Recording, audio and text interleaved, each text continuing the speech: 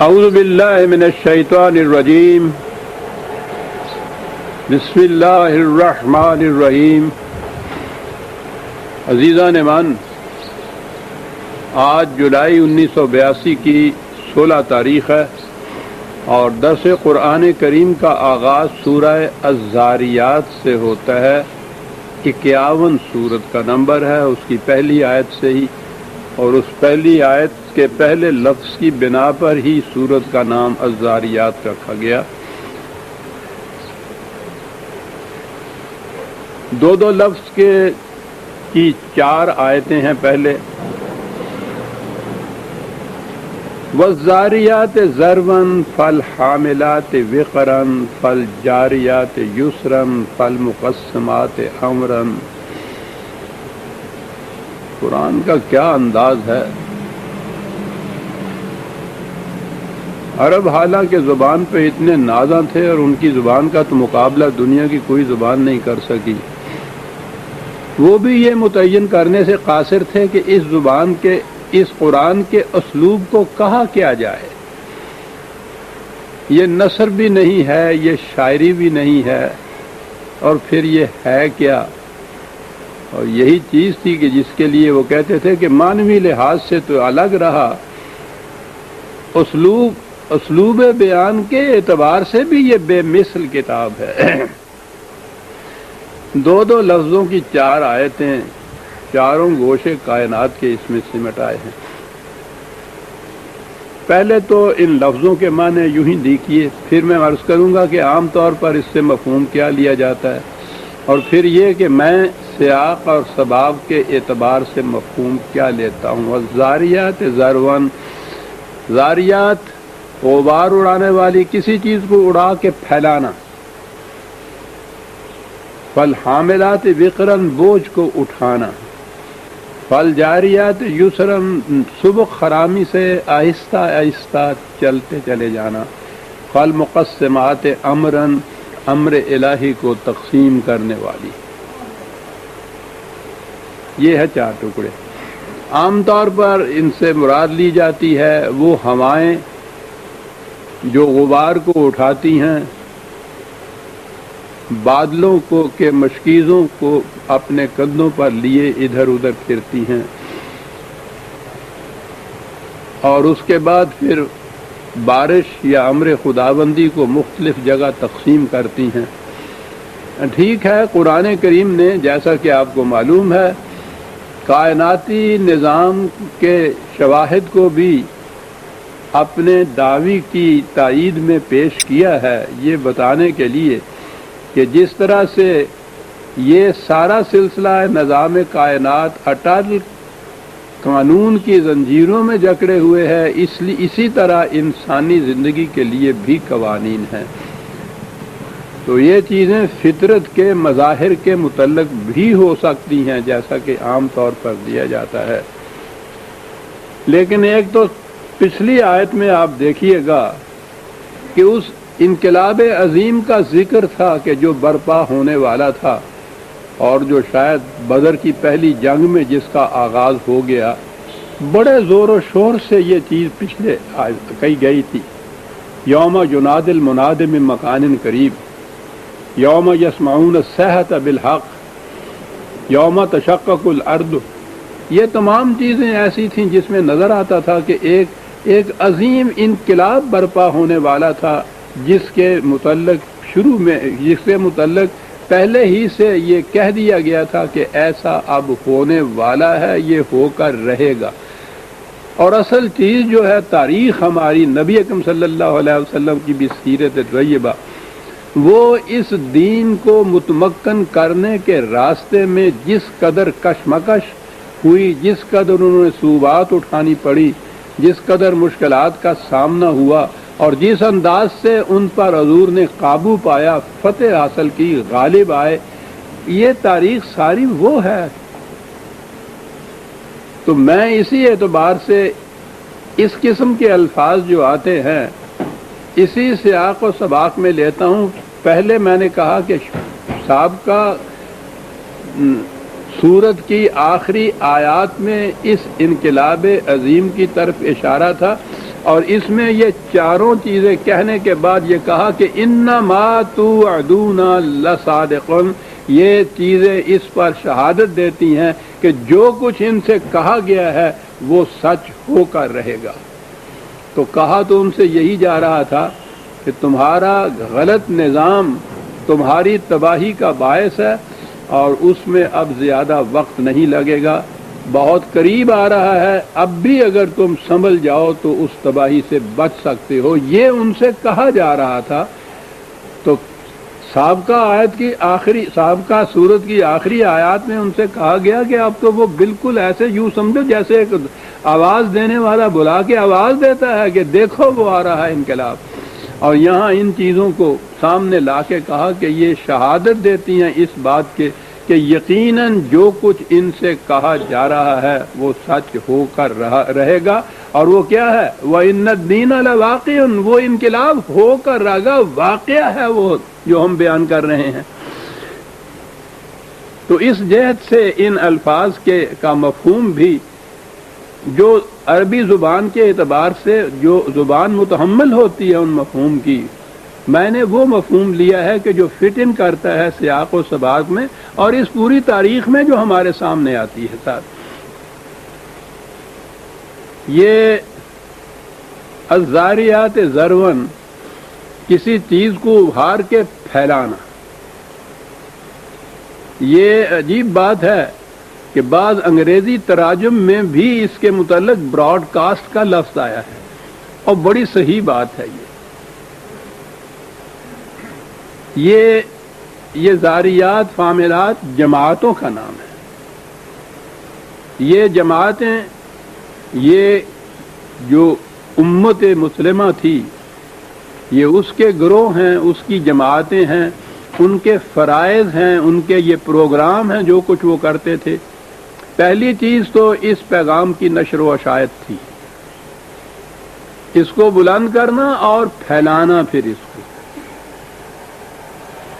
تو جیسا میں نے عرض کیا ہے، براڈ کاسٹ جنہوں نے اس کا ترجمہ کیا ہے بڑی صحیح بات پہ وہ پہنچے ہیں، بلند کرنا اور پھیلانا دونوں چیزیں آ جاتی ہیں۔ یہ لفظ ذرون کے اندر دونوں باتیں ہوتی ہیں، کسی چیز کو بلند کرنا اور پھر پھیلا دینا اس کو۔ اس پیغام کی نشر و اشاعت کرنے والی جماعتیں، یہ جو واو ہے آپ کو معلوم ہے، اس کے معنی آخر میں آئیں گے کہ یہ سب اس بات پر شہادت، اس بات کی شہادت دیتی ہیں کہ یہ جو کہا جا رہا ہے یہ واقعہ ہو کر رہے گا، یہ ان کے ہاتھوں سے واقعہ ہونا ہے۔ یہ جماعتیں جن کے یہ فرائض بتائے گئے ہیں، جن کے یہ پروگرام بتائے گئے ہیں، تو پروگرام کا پہلا حصہ تو یہ ہے، یہ کوئی دھاندلی کا چنگیز خانی اور ہلاکو خانی انقلاب نہیں ہے کہ کسی کو معلوم بھی نہ ہو اور شبہ شب آ کر حملہ کر دیا جائے اور تحقیق کر دیا جائے۔ یہ تو ایک قلب و نگاہ کے انقلاب کا ایک پروگرام تھا۔ پہلی چیز اس میں قرآن کے قوانین اور تعلیم کا عام کرنا ہے، اس کی نشر و اشاعت کرنی ہے، اس کو بلند کرنا ہے، اس کو بکھیرنا ہے، اس کو پھیلانا ہے، نشر و اشاعت۔ تو یہ جماعتیں جو اس پیغام خداوندی کی نشر و اشاعت میں مصروف ہیں، والحاملات وقرا، اور جو ذمہ داری کا بہت بڑا بوجھ اپنے کندھوں پہ اٹھائے ہوئے ہیں، بڑی بڑی ذمہ داری ہے۔ ابھی میں عرض کروں گا یہ ذمہ داری فالجاریات یسرن، اور وہ جو آگے بڑھ رہی ہیں لیکن طوفان کی طرح نہیں، سیلاب کی طرح نہیں، فساد کی طرح نہیں، جھکڑ کی طرح نہیں، نسیم سحرگاہی کی طرح آہستہ آہستہ نرم روی سے آگے بڑھ رہی ہیں۔ کیا انقلاب ہے! جس انقلاب نے قلب اور دماغ میں تبدیلی پیدا کرنی ہو وہ جھکڑ نہیں ہوا کرتا، وہ تو بڑا انکانشس، غیر شعوری طور پر تاثرات دینے والا ایک پروگرام ہوتا ہے کہ وہ خود بخود چپکتا چلا جائے۔ اس کے اندر نرم خرامی بڑی ضروری چیز ہے، اشتعال اس میں ہوتا ہی نہیں، فینیٹسزم اسلام کی بات ہی نہیں ہے۔ یہ کوئی ایسی چیز نہیں ہے کہ جس کو آپ اس طرح سے جھکڑ کی طرح چلا کے اور پھیلا دے، یہ انقلاب نہیں ہوتا، یہ فساد ہوتا ہے۔ انقلاب تو قلب سے ہے، یہ تو قلبی تبدیلی سب سے پہلے ہوتی ہے۔ تو اس لیے فالجاریات یسرا، کیا دو لفظ ہیں، جامد نہیں ہے، ساکن نہیں ہے کہ رک کر کھڑے ہو جائیں کسی مقام پر۔ کھڑے ہو جانا تو موت ہے، مگر کوتاہی ذوق عمل ہے، خود گرفتاری۔ جہاں بازو سمٹتے ہیں وہیں سے یاد ہوتا ہے۔ اسلام تو ایک تحریک کا نام ہے، حرکت کا نام ہے، جمود تو اس میں ہو نہیں سکتا۔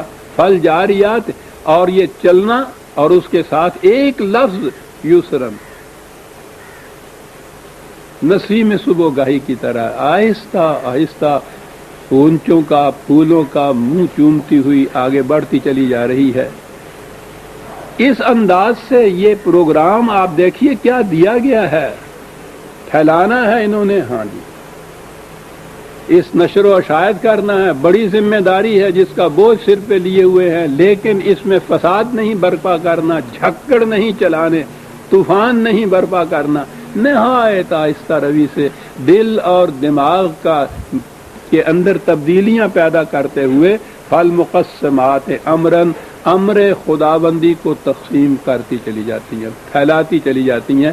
یہ ہیں جماعتیں جن کے ذمے یہ پروگرام دیا گیا ہے۔ ان جماعتوں کی ایکٹیویٹیز، ان کی نقل و حرکت، ان کے پروگرام یہ اس بات کی شہادت دیتے ہیں کہ انما توعدون لصادق، جو کچھ تم سے کہا جا رہا ہے کہ یہ ہو کر رہے گا وہ سچ پر مبنی ہے، اور اس کی شہادت ان جماعتوں کی موجودگی، ان کے پروگرام، ان کا نظم و نسق دے رہا ہے کہ یہ ہو کر رہے گا۔ آپ نے غور فرمایا کس طرح سے پچھلی آیت کی پچھلی سورت کی آخری آیات اور آنے والی سورت، سیاق اور سباق اسی کو کہتے ہیں، کہ ان کے اندر رکھ کے آپ دیکھیں گے قرآن کریم ایک مربوط کتاب ہے، اس میں ربط ہے، اس میں آیتوں میں بھی ربط ہے، ان میں سورتوں میں بھی ربط ہے۔ تو یہ ایک پروگرام ہے جو دیا گیا کہ یہ اس پہ شاہد ہے یہ چیز کہ وَإِنَّ الدِّينَ لَوَاقِعٌ، الدین کے معنی مکافات عمل ہوتا ہے، انقلاب عظیم ہوتا ہے، یہ واقعہ ہو کر رہے گا۔ اور چونکہ یہ واقعہ ہوتا ہے غلط نظام زندگی پر چلنے والی قوموں کے اپنے اعمال کا نتیجہ ہوتا ہے، اس لیے یہ مکافات عمل، الدین اس لیے مکافات عمل بھی ہے، اور مکافات عمل کی روح سے جو نتائج مرتب ہوتے ہیں اس کے لیے بھی یہی لفظ ہے، اس نظام کے لیے بھی یہی لفظ ہے جو خدا کے قوانین کے مطابق قائم ہوتا ہے، اس نظام کے نتائج جو ہیں وہ بھی الدین ہیں، وہ جو انقلاب برپا کرتا ہے وہ بھی الدین ہے، مکافات عمل بھی الدین ہے۔ بڑا جامع لفظ ہے عربی زبان کا یہ کہ یہ واقعہ ہو کر رہے گا۔ یہاں تو یہی ہے کہ وہ انقلاب جس کے متعلق تم سے بار بار کہا جا رہا ہے وہ واقعہ ہو کر رہے گا۔ عزیزان من ذرا دیکھیے تو صحیح، دنیا ساری کی تاریخ میں مدنی زندگی 17 حضور کی 10 سال کی ہے، 17 یا 7 یا 8 سال کے مختصر ترین عرصے میں یہ پورا نظام قائم ہو گیا تھا، یہ پورا انقلاب واقعہ ہو گیا تھا۔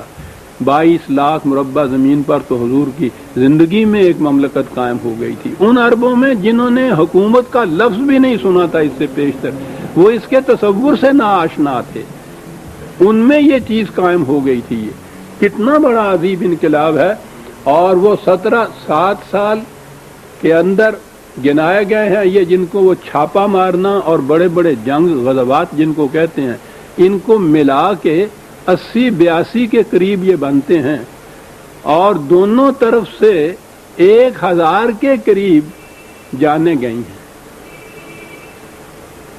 اور یہ انقلاب آ گیا، اتنا بڑا انقلاب۔ اور دائیں بائیں ایران جیسی سلطنت، بازنطینی روما جیسی سلطنت، وہ اتنی عظیم سلطنتیں دائیں بائیں ان کی مخالفت کے لیے کھڑی ہیں، انہوں نے سرحدوں کے اوپر ایسے ایسے امراء مقرر کر دیے تھے کہ جو ہر وقت ان کے لیے خطرے کا موجب بن رہے تھے.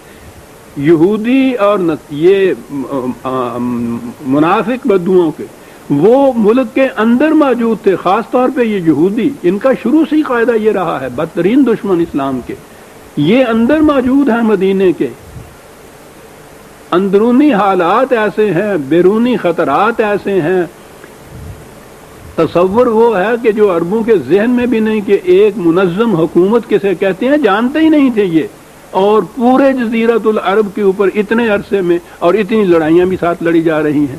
تو آپ دیکھیے کہ یہ انقلاب، اس کی مثال دنیا کی تاریخ پیش نہیں کر سکتی. مغرب کے مورخین بھی اگرچہ بڑا تعصب سے کام لیتے ہیں لیکن مجبور ہو جاتے ہیں یہاں آ کے یہ اعتراف کرنے پر کہ اتنا پیسفل انقلاب اور اتنا عظیم انقلاب دنیا کی تاریخ میں نہیں ملتا. ان الدین لواقع. کیسے ہوا صاحب؟ اب آئی اگلی بات، وہ فطرت کا قانون یا فطرت کے شواہد میں ایک بات عظیم چیز ہے عزیزان من. والسماء ذات الحبک وَإِنَّكُمْ لَفِي قَوْلٍ مختلف.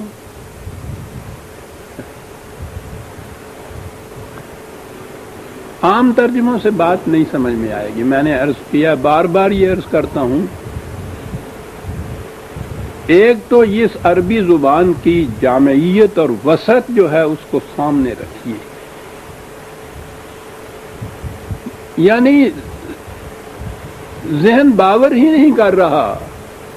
اور ہم تو ایک طرف جو مستشرقین جنہوں نے اس علم اللسان پہ اتنی تحقیق کی ہے وہ بھی انگشت بدندہ رہ جاتے ہیں جب عربی زبان کی وسعت پر غور کرتے ہیں کہ کیا زبان سے دنیا کی کوئی زبان اس کا مقابلہ ہی نہیں کر سکتی کنٹمپریری اس زمانے کی زبانوں میں بھی جب انہوں نے مقابلہ کر کے دیکھا ہے.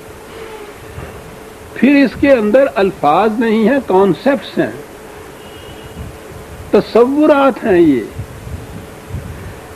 والسماء ذات الحبک.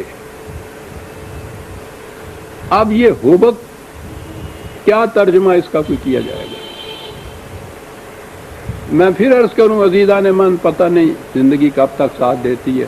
قرآن کریم کو سمجھنا ہے تو قرآن کریم کے یہ جو الفاظ ہیں جن کو مفردات کہتے ہیں ان کے بنیادی معانی کو سمجھیے.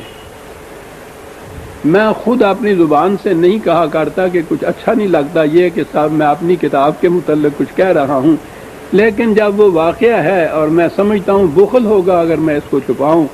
بنیادی معانی آپ کو مشکل ہے ہر ایک کے لیے کہ وہ اتنا وقت صرف کرے. میں نے تو 50 سال صرف کیے اس کے اوپر کہ وہ اس طرح سے صرف کر کے خود متعین کرے. کر سکتا ہے کوئی تو کرے، بسم اللہ، بڑی بات ہے. لیکن میں نے ان کے لیے یہ آسانی کر دی ہے پیدا. لغات القرآن اگر میری آپ لیں گے تو ان الفاظ کے بنیادی معانی اور وہ وسعتیں جن میں یہ عرب استعمال ان کو کرتے تھے وہ سامنے آئیں گے، اور پھر قرآن میں جہاں یہ لفظ آئے ہیں وہاں بتایا جائے گا کہ دیکھیے یہاں کیا معنی ہے اس کے. یہ ذات الحبک وہ تو 1400 سال کی بات ہے. شاید ابھی 200 سال پہلے بھی علم الافلاک کے اسٹرانومی کے اتنے بڑے ماہرین جو ہیں مغرب کے، ان کے ذہنوں میں یہ بات نہیں آئی ہوگی. ایک لفظ حبک کے اندر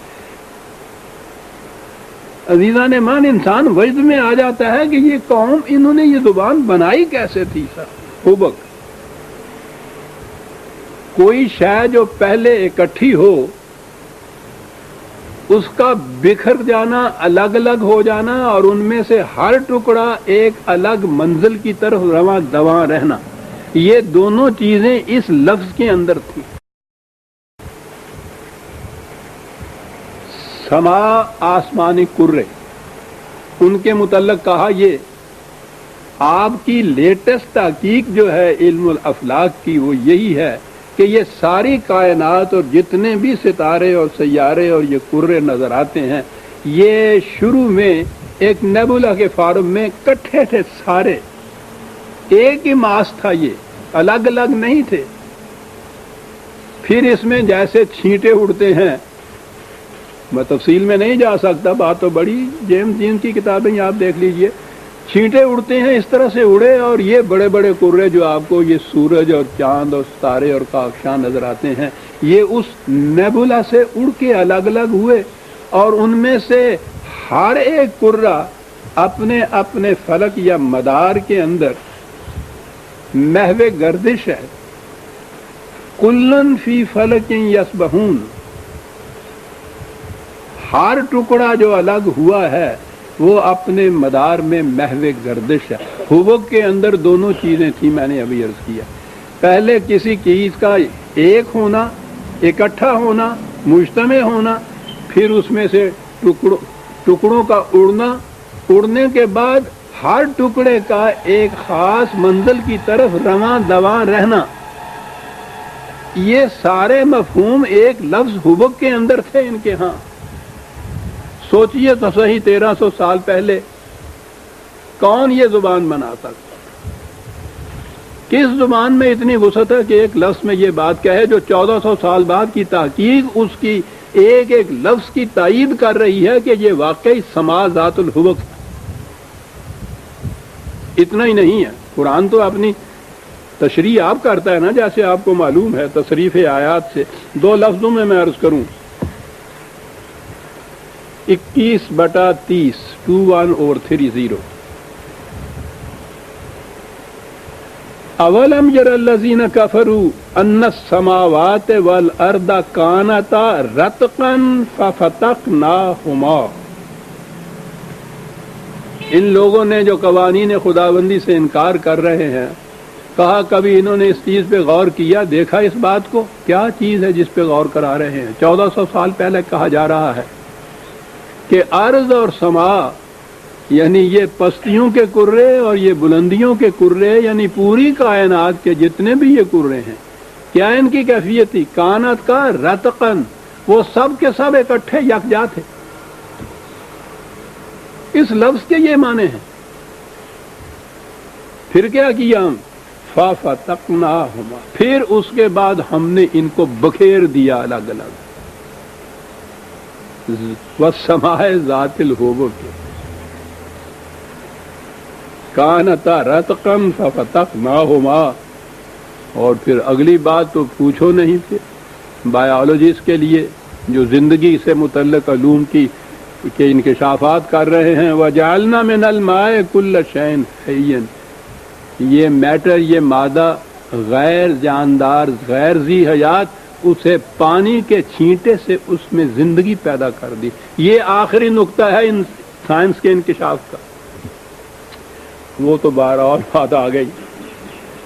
میں عرض کر رہا تھا کہ قرآن نے ایک لفظ ذات الحبک کہا ہے، دوسری جگہ رتقن ففتقناہما کہہ کے اس کی تفسیر کر دی ہے کہ پہلے یہ ایک ہی حیولہ سا جامد، اور اس کے بعد یہ الگ الگ ہوئے، ان کے چھینٹے اڑے، اور قرآن میں یہ ہے کہ کلن فی فلک یسبحون، ہر ایک ان میں سے اپنے اپنے پلانٹ کے اپنے اپنے مدار کے اندر محو گردش ہے، سرگرداں ہے، اور ان سب کا رخ ایک منزل کی طرف ہے۔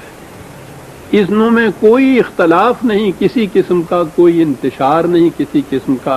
کہا کہ تم دیکھتے ہو کہ کائنات کے اتنے عظیم الجثہ نظام کے اندر، اتنے اتنے عظیم کروں کے اندر، جن کی کیفیت یہ ہے کہ ان میں سے ہر ایک اپنے اپنے مدار میں بھی گردش کرتا ہے، اور وہ دوسری گردش جو اس کی ہوتی ہے دورانی، وہ بھی کر رہا ہے، منزل ایک ہے، قدم یکساں اٹھتے ہیں ان کے، کوئی اختلاف نہیں۔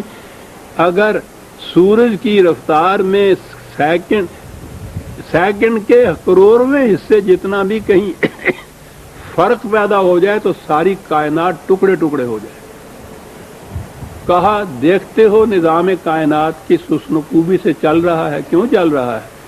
اختلاف نہیں۔ ان کی یہ کیفیت، انکم لفی قول مختلف، اور تمہاری یہ کیفیت ہے کہ آج کچھ کہتے ہو، کل کچھ کہتے ہو، یہاں کچھ کہتے ہو، وہاں یہ کچھ کہتے ہو، ہر بات میں اختلاف تمہارے۔ آپ دیکھتے ہیں کہ کیا مثال نظام کائنات کی دے کے، اور کیا نتیجہ اس سے اوپر قرآن مرتب کرتا ہے کہ وہاں کائنات کے نظام کی یہ کیفیت، تمہاری یہ حالت، اور پھر بتایا اس نے کہ اختلاف کا نتیجہ تو وہ تباہی اور روسیاہی ہوتا ہے، اور اس نے تو 1400 سال پہلے جو بتایا تھا چھوڑیے، آج تو آنکھوں سے ہم اپنے دیکھ رہے ہیں۔ 1 ارب آبادی مراکش سے لے کر انڈونیشیا تک بحر ذخائر ان مسلمانوں کا، اور ان کے اندر ایک گھاس کے تنکے جتنی 25-26 لاکھ کی ساری آبادی کی مملکت۔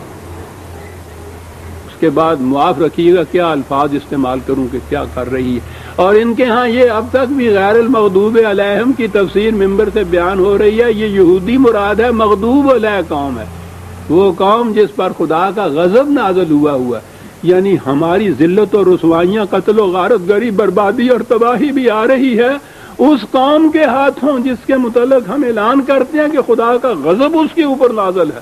مغضوب علیہ قوم کے ہاتھوں ہماری یہ ذلت خواری ہو رہی ہے عزیزان، کیوں ہو رہی ہے؟ انکم لفی قول مختلف، اس لیے ہو رہی ہے، اختلاف ہے تم میں باہمی۔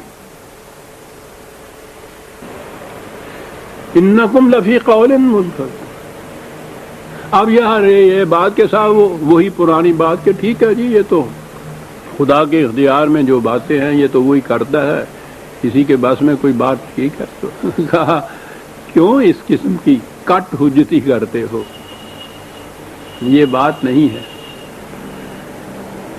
عجیب چیزیں ہیں عزیزان ایمان، آپ کو معلوم ہے قرآن کریم نے بار بار یہ کہا ہے کہ انسان کو صاحب اختیار بنا دیا گیا، راستے انا ہدینہ النجدین، دونوں راستے اس کو دکھا دیے، روشنی دے دی باہر، اور اس سے کہہ دیا کہ اب تم جون سا راستہ جی چاہے چن، اور اسی بنا پہ غلط راستہ اگر چنتا ہے تو پھر اس کے جتنے عواقب ہوتے ہیں اس کی ذمہ داری بھی اسی پہ عائد ہوتی ہے کہ اس نے خود راستہ اپنے لیے یہ چنا تھا۔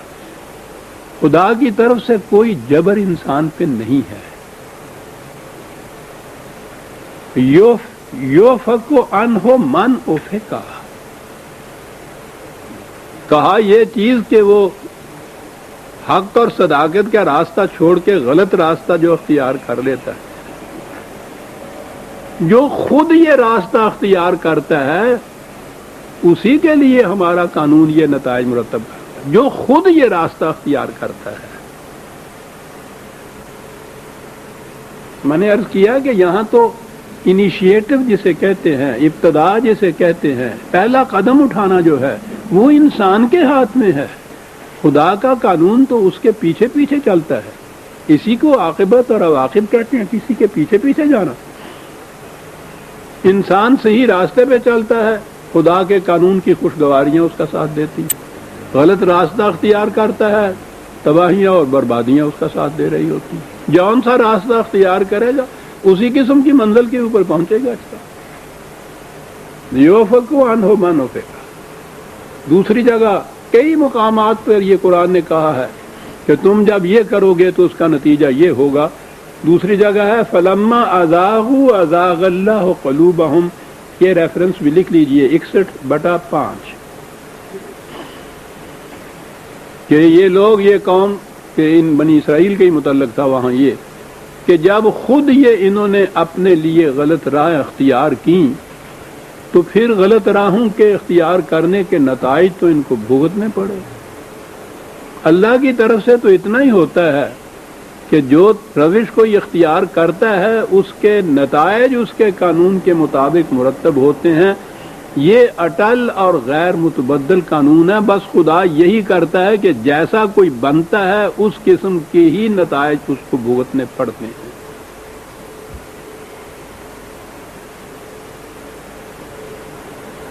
تو یہ لوگ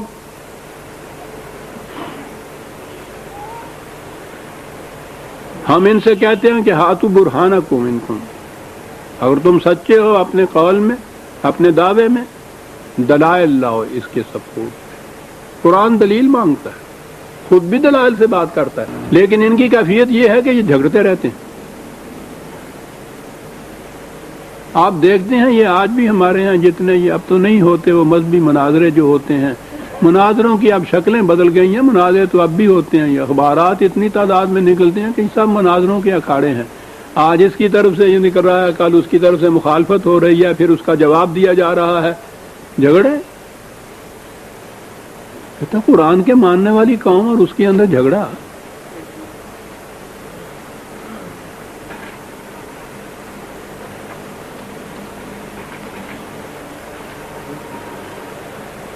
جھگڑتے ہیں اور قیاس آرائیاں کرتے ہیں، اٹکلیں دوڑاتے ہیں، کوئی دلیل نہیں پیش کرتے، کوئی علمی سند نہیں پیش کرتے، کوئی اتھارٹی پیش نہیں کرتے۔ اتنی سی چیز صاحب کہ اسلام نے یہ کہا ہے جناب، ارے کوئی بتاؤ تو صحیح۔ کوئی صاحب ہیں جن کا نام محمد اسلام ہے، انہوں نے یہ کہا ہے، ارے کچھ کہو تو صحیح اس کی اتھارٹی، یا جو آپ نے کہہ دیا وہ اسلام نے کہا ہے۔ اسلام اس کو ناجائز کہتا ہے، اسلام اس کو جائز کہتا ہے، اسلام یہ کہتا ہے، اسلام وہ کہتا ہے، کہتے چلے جا رہے ہیں۔ کوئی سند نہیں، کوئی اتھارٹی نہیں۔ یہ ہے لٹکلیں دوڑانا۔ الذین ہم فی غمرۃ ساہون، یہ وہ لوگ ہیں جو جہالت کی بنا پر اصل مقصد سے بے خبر رہتے ہیں۔ یہ پھر زبان کی بات آ جائے گی، عجیب لفظ ہے یہ ساہون، صاحب جس کو کہتے ہیں۔ عربی زبان میں یہ جو حروف ہوتے ہیں یہ بھی بڑا اثر پیدا کرتے ہیں معانی میں، اور فی کے ساتھ اگر یہ ہو تو اس کے معنی ہوتا ہے کسی چیز کا علم نہ ہونا اور پھر اس کو ترک کر دینا، اور اگر عن اس کے ساتھ آتا ہے تو اس کے معنی ہوتے ہیں کہ علم ہوتے ہوئے اس کے مقصد کو چھوڑ دینا۔ اس لیے قرآن نے جو ہم عن صلاتہم ساہون کہا ہے نا، جب سورت 107 میں معون میں یکذب بالدین، تو وہ عن کے معنی کہا ہے کہ یہ جانتے بوجھتے کہ صلاۃ کا مفہوم و مقصود کچھ اور ہے، اس کے نتائج کچھ اور نکلنے چاہیے، اس کے باوجود ان مقصد کو چھوڑ کے اور ہم جراؤن و یکتمون، یہی جو مری اور محسوس حرکتیں ہیں ان کا نام صلاۃ رکھ لیا ہے، وہ وہاں عن آیا ہے، بات دوسری طرف چلی گئی۔ یہ لوگ اپنے آپ کو جہالت میں رکھ کر اور اصل حقیقت سے بے خبر رہتے ہیں۔ بات ان سے کی جاتی ہے کہ تمہارا جس راستے پہ تم چل رہے ہو اس کا نتیجہ تباہی ہے، کنواں ہے آگے، اس میں گر جاؤ گے، تباہی آئے گی۔ بجائے اس کے پہ کھڑے ہو کے اس پہ غور کر لیں، تم سے اس کے متعلق پوچھ لیں کہ کیا کیا بات غلط ہے جو ہم کر رہے ہیں، کیوں غلط ہے وہ، کیوں نتیجہ نکلے گا۔ نہیں، یہ بات نہیں۔ یسألون ایان یوم الدین، کہتے یہ ہیں کہ بار بار بار بار تم کہتے جاتے ہو کہ ایک دن تم نے تباہ ہو جانا ہے، وہ انقلاب آنا، پوچھتے کہتے یہ ہیں کہ صاحب وہ کس دن ہوگا، یعنی وہ یہ باقی تفاصیل اس کے متعلق کچھ نہیں، یہ بتاؤ کہ کس دن ہوگا وہ جس دن تم کہہ رہے ہو، آیا تو ہے نہیں ابھی تک وہ انقلاب، کب واقعہ ہوگا۔ کہتا ہے وہ جو آئے گا تو وہ 29 کا چاند نہیں ہے جس کی خوشی تمہیں ہوگی۔ جب وہ انقلاب آئے گا، تباہیاں جب آیا کرتی ہیں، یوم ہم علی النار یفتنون، قرآن کی اصطلاح ہے یہ نار، جس کو جہنم کے شعلے یا آگ کہا جاتا ہے۔ سب سے زیادہ تباہی لانے والی چیز کیونکہ نار اور آگ ہی ہے، اور جنگ کے لیے یہ لفظ استعمال ہوتا ہے عربی زبان میں، اس لیے ان تباہیوں کے اندر جو بھونتا ہے انسان، جگر سوختہ جسے ہم کہتے ہیں، ان معنوں میں آتا ہے یہ کہ اس دن تو یہ کیفیت ہوگی اور تم اس کے لیے جلدی مچا رہے ہو کہ وہ آتا کیوں نہیں ہے، کہا آئے گا جلدی بتاؤ۔ جس دن آئے گا تو اس دن کہا جائے گا ذوقوا فتنتکم، کیا بات ہے، یہاں وہاں یفتنون تھا، وہاں بھی لفظ فتنہ ہے۔ کہا جائے گا کہ لو اب وہ جو تم نے خود اپنے لیے آگ بھڑکائی تھی اس کا مزہ چکھو۔ فتنتکم، تمہارا اپنا برپا کیا ہوا فتنہ، فتنہ بھٹی کو کہتے ہیں۔ آگ بڑکائی ہوئی، اب اس کا مزہ چکھو، اور اس وقت کہا جائے گا ھذا الذی کنتم بہ تستعجلون، یہ ہے وہ انقلاب کا دن جس کے لیے تم بڑی جلدی مچایا کرتے تھے کہ آتا کیوں نہیں ہے، لاتے کیوں نہیں ہوں، دیکھ لیا تم نے جب یہ آیا، پھر اتنی خوشگواریوں کا پیغام لایا تمہارے واسطے۔ یہی کہتے تھے کہ نہ مانگو اس کے لیے دعائیں، نہ مچاؤ جلدی اس کے لیے، تمہارا اپنا فتنہ، تمہاری وہ تعذیب اپنے ہاتھوں سے آپ ہی خودکشی کرے گی، جو کہا قرآن اقبال نے، فتنتکم ھذا الذی کنتم بہ تستعجلون، یہ ہے جس کے لیے جلدی مچایا کرتے تھے۔ ان المتقین فی جنات وعیون، اور اس کے مقابلے میں یہ دوسری جماعتیں جو اس حق کا نظام لے کر اٹھی ہیں، اتنی مصیبتیں مشقتیں برداشت کر رہی ہیں، انجام کار جب وہ صحیح نظام قائم ہوگا تو وہ پھر ان کے ہاں اصطلاحات تھیں، گھنے سائے والے باغ، صاف ستھرا شیریں پانی، اس کے چشمے۔ عرب کی سرزمین میں آپ آج بھی جائیے تو پتہ چلتا ہے کہ واقعی یہ چیزیں ان کو کہنے کی تھی، ان چیزوں سے وہ سمجھ سکتے تھے کہ کیا بات ملے گی۔ ان کے ہاں صاف شفاف میٹھے شیریں پانی کا ایک کٹورا پوچھو نہیں کیا معنی رکھتا تھا۔ وہ معلوم ہے وہ بدو لے کے گیا تھا ہارون رشید کے پاس تحفہ، وہ مٹکی تھی اس میں کچھ تھا، کہنے کے کیا لائے، کہنے لگے کہ ایسا چشمے کا پانی ہم نے کبھی نہیں دیکھا تھا، جی نہ چاہا کہ ہم خود پی جائیں اور آپ کو معلوم رکھے، اور میں لے کے آیا ہوں 200 میل سے، پتہ نہیں لے کے آیا تھا چشمے کا صاف چشمے کا پانی۔ ان کے لیے کیفیت یہ تھی۔ قرآن اسی قسم کی مثالیں دے کے ان کو سمجھاتا ہے۔ آخذین ما آتاہم ربہم، جو کچھ بھی عطا ہوگا ان کے خدا کی طرف سے وہ جھولیاں بھر بھر کے اس کو لیں گے، اس لیے کہ انہم کانوا قبل ذالک محسنین، اس لیے کہ اس سے پیشتر انہوں نے بڑی حسن کارانہ زندگی بسر کی تھی۔ میں نے عرض کیا ہے پہلے بھی کہ یہ محسن کا لفظ یہ نہیں کہ احسان کرنے والے، ہمارے مفہوم میں تو وہ جو احسان والی بات ہے وہ تو پوچھو ہی نہیں، ساری عمر دوسرے کے سر پہ چڑھا رہتا ہے، ایک دفعہ اس پہ احسان کر کے۔ اس کے معنی ہوتا ہے کسی کی کمی کو دور کر کے اس کا توازن برقرار رکھ دینا۔ مومن انفرادی طور پہ یا اجتماعی طور پہ ان کے نظام کا مقصد یہ ہے کہ کسی کی کمی جو واقع ہو گئی ہے اس کو پورا کر کے اس کو پاؤں پہ کھڑا کر دیا جائے، اس کا توازن برقرار کر دیا جائے، اسے کہتے ہیں احسان، اور ایسا کرنے والوں کو کہتے ہیں محسنین۔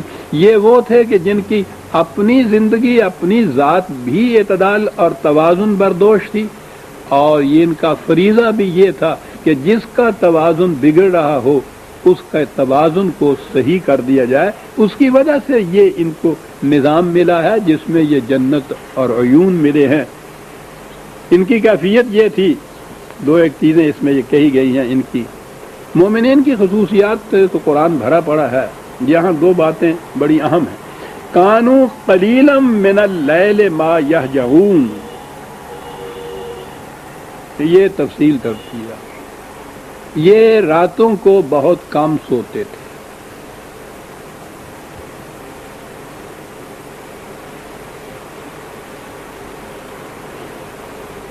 شب بیدار متقی پرہیزگار تو اب بھی ہمارے ذہن میں ہے نا۔ اب وہ راتوں کو جو نہیں سوتے وہ کیا کرتے ہیں؟ ایک لفظ ہمارے ہاں عبادت کرتے ہیں۔ عبادت کی تفصیل، نماز تو پڑھ چکے ہیں عشاء کی، باقی ساری رات نفل پڑھتے رہتے ہیں یا تسبیح پھیرتے رہتے ہیں،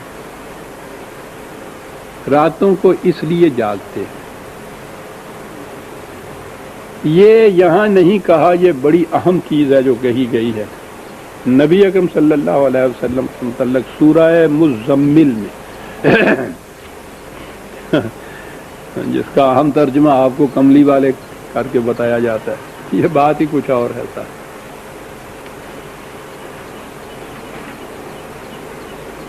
اس کے معنی ہوتے ہیں ایک بڑے لمبے چوڑے سفر کے لیے نہایت ہم آہنگ افراد کی جماعت تیار کرنے والا، یہ معنی ہے مزمل کے۔ کتنا عظیم پروگرام ہے حضور کے ذمے۔ پہلی چیز جماعت کی تشکیل ہے، اور یہی جماعت ہے جس کے متعلق قرآن نے کہا ہے کہ اے رسول تیرے لیے خدا اور یہ جماعت مومنین یہ مل کے کافی ہیں، اکیلا خدا بھی نہیں۔ اور یہ جماعت یوں ہی زمین سے اگ نہیں آئی تھی، تیار کی گئی تھی۔ پہلا کام ہی یہ تھا تزمیل کا، اس قسم کی جماعت تیار کرنے کا۔ حضور سے کہا جا رہا ہے قم اللیل الا قلیلا، راتوں کو جاگ تو صحیح لیکن تھوڑا حصہ جاگو، نصفہ او انقص منہ قلیلا، آدھی سے بھی کم رات جاگو۔ اس لیے کہ انا سنلقی علیک قولا ثقیلا، بہت بھاری پروگرام ہے جو تیرے ذمہ عائد کیا جا رہا ہے۔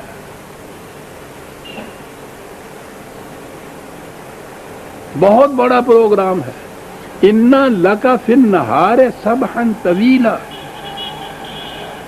دن میں تیرے لیے سرگردانی اور کشمکش کا بہت بڑا پروگرام لمبا چوڑا ہے، سارا دن اس میں لگ جاتا ہے۔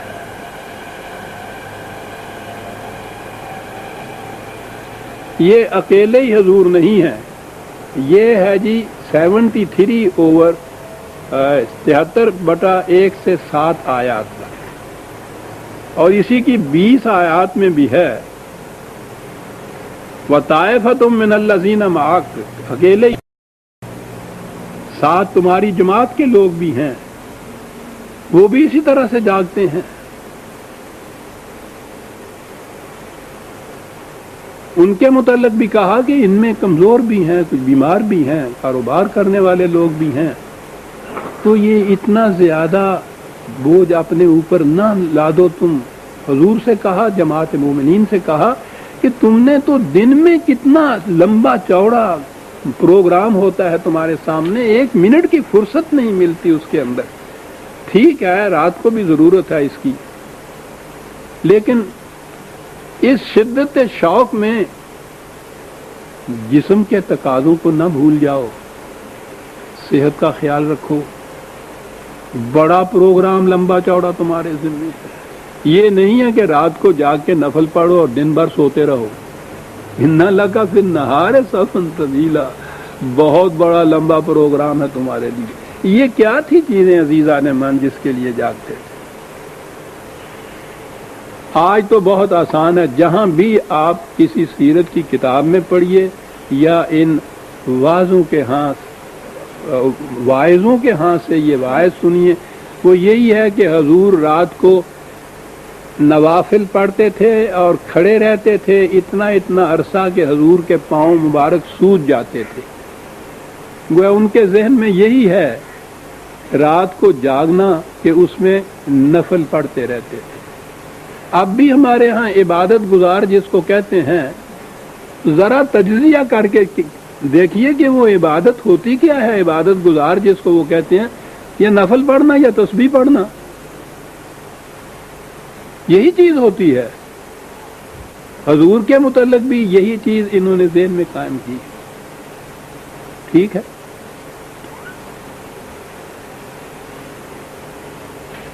مذہب میں اس سے زیادہ کوئی تصور آ ہی نہیں سکتا۔ اس میں تو صاف بات ایک ثواب حاصل کرنے کا ہے جو ذہن میں قائم کر لیا ہے۔ عبادت کے معنی پرستش ہے، پرستش کی یہ چیزیں ہیں، یہ تو متعین اوقات کی نماز ہو گئی، وہ تو تھوڑے سے وقت کے لیے، باقی وقت کے لیے کیا کیا جائے گا؟ پھر اسی قسم کی وہ نماز، اس کا نوافل نام رکھ لیا جائے گا، وہ پڑھ لی جائیں گی۔ کچھ تسبیح ہے، تسبیح پھیر لی جائے گی، اور کچھ ذہن میں آ ہی نہیں سکتا کہ کیا کیا جائے گا۔ خدا کی عبادت کرتا ہے، اور کیا تصور ہوگا؟ کسی کے متعلق پوچھ لیجئے کہ وہ کیا کرتے تھے، وہ یہی چیز بتایا جاتا تھا کہ ایک رات میں 1000 نفل پڑھا کرتے تھے۔ اتنا بھی نہیں سوچتے کہ ذرا وقت متعین کر کے تو دیکھ لیں کہ رات میں 1000 نفل پڑھے بھی جا سکتے ہیں، لیکن تصور یہی ہے۔ لیکن دین جب سامنے آئے گا عزیزان من تو یہ سارے تصورات بدل جائیں گے۔ سوچئے کہ ایک ذات گرامی جس کے ذمے دین کا تمکن ہے، عرب کی سرزمین، مکے سے نکلے ہوئے پناہ گزینوں کی حیثیت سے مدینے میں آ کے بیٹھے ہوئے دوسروں کے ہاں، وہاں قبائل دا قبائل بھی منافق، یہود وغیرہ منافق۔ قریش کی کیفیت یہ کہ 7 سال میں ایک دن بھی چین سے نہیں بیٹھنے دیا حضور کو، بے سر و سامان پناہ گزین جسے آج کی اصطلاح میں کہتے ہیں، وہاں بیٹھے ہوئے، اور پروگرام یا ذمہ داری کیا ہے؟ خدا کے نظام کو متمکن کرنا۔ تمکن دین ہے نا، الذین مکناہم فی الارض، یہ ہے نا دین کا تمکن۔ اب دین کا تمکن مذہب کا نہیں ہے۔ قرآن تو کہتا ہے کہ استخلاف فی الارض، زمین میں مملکت قائم کرنا، زمین پر یہ مملکت قائم کرنا تاکہ اس مملکت میں دین کا تمکن ہو جائے۔ صرف مملکت ہی حاصل نہیں کرنا، اس میں نظام قائم کرنا دین کا، یہ پروگرام حضور کے ذمے ہے۔ اتنی بے سر و سامانی ہے، اتنا تھوڑا سا وقت ہے، اتنا لمبا چوڑا پروگرام ہے۔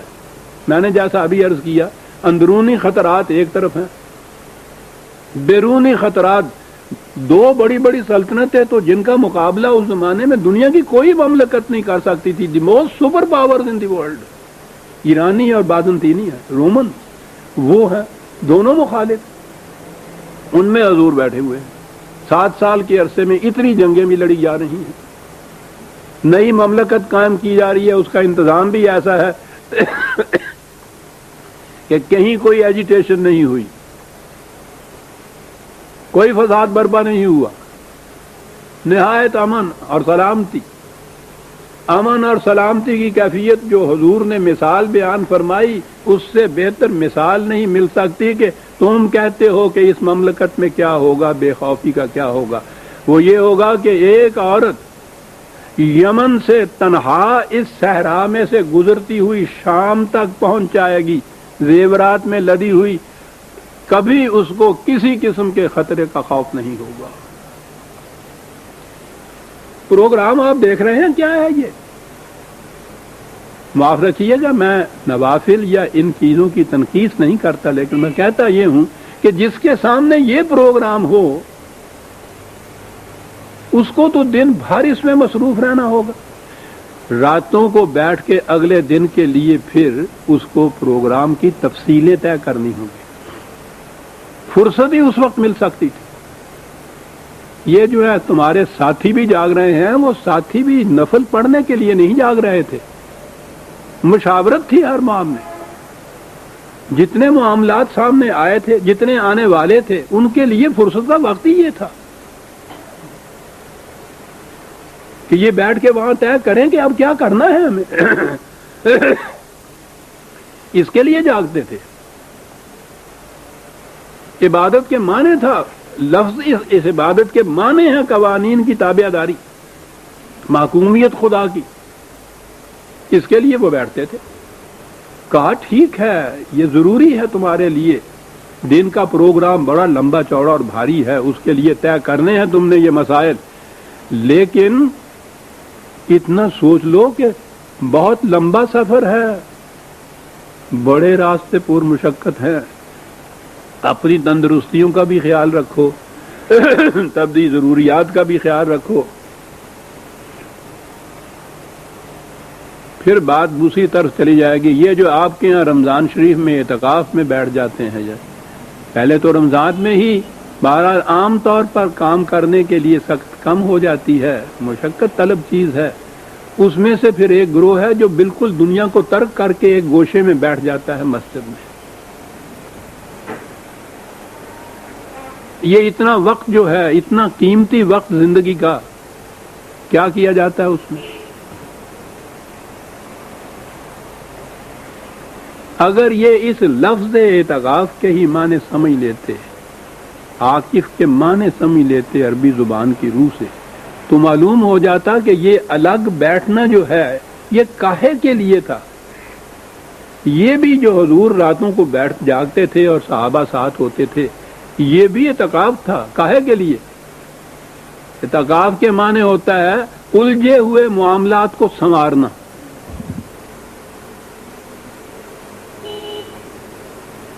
بکھرے ہوئے بالوں میں کنگھی کرنا، منتشر موتیوں کو ایک لڑی میں پرو دینا، یہ ہے اعتکاف کے معنی۔ تو الجھے ہوئے معاملات کو سنوارنے کے لیے دن میں تو عملی پروگرام تھا، پتہ نہیں کیا کچھ کرنا پڑتا تھا، تو راتوں کو بیٹھ کے سوچنا پڑتا تھا، سلجھانا پڑتا تھا الجھے ہوئے معاملات کو۔ وار بیسس کے اوپر جو قومیں کام کرتی ہیں جنگ کے زمانے میں، دیکھو ان کے ہاں دن اور رات کیا پروگرام ان کے ہاں ہوتا ہے۔ یہ پوری کی پوری زندگی وار بیسس کے اوپر چلی جا رہی تھی۔ مومن کی تو ساری زندگی وار بیسس کے اوپر ہوتی، ساری دنیا کے خلاف اعلان جنگ۔ تو وہ اپنے اتنے قیمتی وقت کو جو اس پروگرام کی تکمیل کے میں صرف ہونا چاہیے، آپ سمجھتے ہیں کہ یہ چیز جو ہے کہ وہ صرف نفل پڑھ کے یا مسجد کے ایک گوشے میں بیٹھ کر اس کا نام رکھ لیتے ہوں گے کہ یہ خدا کا پروگرام ہے؟ انہوں نے تو بہت بڑا پروگرام، دین یہ تھا، بڑی آسانی سے سازش ہوئی، یوں ذرا سا سوئچ یوں کیا انہوں نے اور دین کو مذہب میں بدل دیا۔ اب ہر بات کا نتیجہ ثواب حاصل کرنا ہو گیا، جس کے متعلق کوئی نہیں بتا سکتا کہ وہ کیا ہوتا ہے۔ یہ سارا کچھ عبادت کے معنی پرستش ہو گیا۔ پرستش کی شکل جو ہے وہ نماز کے بعد نوافل ہو گئی، تسبیح پھیرنی ہو گئی صاحب۔ جتنا کوئی زیادہ اس میں وقت دیتا جائے، دنیا کے معاملات کو ترک کرتا چلا جائے، دنیا کے معاملات سے مذہب کو واسطہ ہی نہیں ہوتا، وہ تو سیکولرزم یا مٹیریلزم ہو جاتی ہے، جو کیا ہے کہ دنیاوی معاملات بھی ہوتے ہیں صاحب۔ اس تصور کے ماتحت جب قرآن میں یہ آتا ہے نا کہ وہ راتوں کو بہت تھوڑا سوتے تھے، تو مذہب کے تصور کے ماتحت پھر یہ ہوتا ہے کہ ہاں صاحب ہزار ہزار نفل پڑھتے ہوں گے وہ۔ دین کے تصور کے ماتحت تو پھر سمجھ میں بات آتی کہ دن بھر کے پروگرام کے لیے رات کو بیٹھ کے چاک آؤٹ کرتے تھے، پروگرام مشورے کرتے تھے، معاملات کو طے کرتے تھے، جتنی الجھنیں ہوتی تھیں ان کو صاف کرتے تھے۔ یہ تھا رات کا پروگرام۔ یہ سب کچھ کرنے کے بعد وَبِالْأَسْحَارِ هُمْ يَسْتَغْفِرُونَ، اب مذہب کے دنیا کے اندر آ جائیے۔ رات کو تو وہ جاگتے تھے، نفل پڑھتے تھے، اور صبح کے وقت استغفار کی تسبیح کرتے تھے، استغفر اللہ ربی من کل ذنب واتوب الیہ، یعنی رات ساری یہ کچھ کرتے تھے۔ بالاسحار ہم یستغفرون، راتوں کو باہمی مشاورت سے طے کرتے تھے کہ کل پروگرام کیا ہے، کیسے کرنا ہے۔ اسحار سحر کے معنی ہوتا ہے کسی کام کا آغاز یا ابتدا۔ اس پروگرام کی ابتدا کے لیے یستغفرون کے معنی ہوتا ہے حفاظت کے سامان جو ہیں ان کے لیے طے کرنا کیا کیا چاہیے۔ پروگرام کی ابتدا کرنے سے پیشتر وہ سوچتے تھے کہ ہاں بھائی یہ کچھ تو ہم نے کرنا ہے خود، لیکن بھی دیکھ لو کہ جو خطرات آنے ہیں ان سے حفاظت کے لیے کیا کرنا ہے۔ صبح اٹھ کے ابتدائے پروگرام سے پہلے وہ سامان حفاظت کی طرف توجہ دیتے تھے۔ یہ جو پھر استغفر اللہ کی تسمیہ پھیرنے کے اندر آ گیا، مذہب یہ سکھانے لگے بالاسحار ہم یستغفرون۔ اور پھر اتنی سی بات ہی نہیں ہے کہ وہ تارک دنیا تھے، وفی اموالہم حق للسائل والمحروم، کمائی کرتے تھے، محنت کرتے تھے، کماتے تھے، کما کے بینکوں میں روپیہ جمع نہیں کرتے تھے کہ 2.5% دے دیں گے تو معاملہ صاف ہو جائے گا۔ ان کے مال میں ہر اس شخص کے لیے جس کی ضروریات میں کمی رہ جائے یا معذور ہو جائے جو خود کچھ کمانے سے، ان کے مال میں ان کا حق ہوتا تھا، خیرات نہیں۔